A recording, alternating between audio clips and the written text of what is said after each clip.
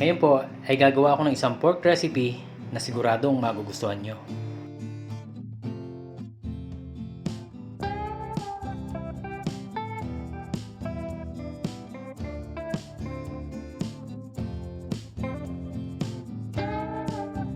Ngayon ay mamarinate ko muna ang pork belly. Lalagyan ko ng soy sauce, oyster sauce,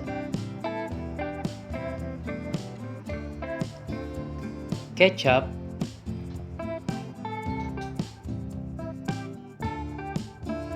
paminta,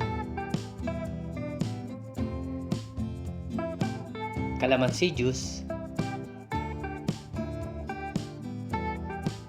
at bawang.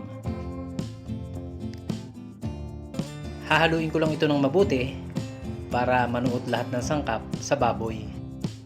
Ibababad ko muna ito ng 1 oras. Pagkatapos ng 1 oras, iluluto ko na itong minarinate kong pork.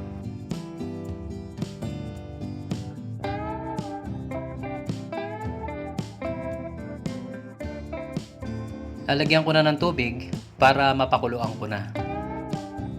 Tatakpan ko muna ito para mas mabilis kumulo at lumambot. Ngayon naman, hintayin kong mag-reduce ang sauce.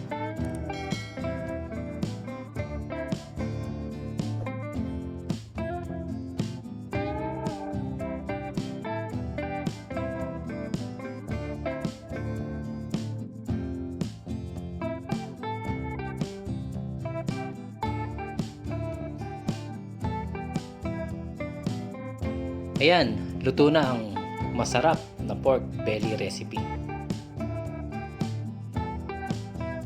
Kung hindi ka pa nakasubscribe sa aming channel, please subscribe.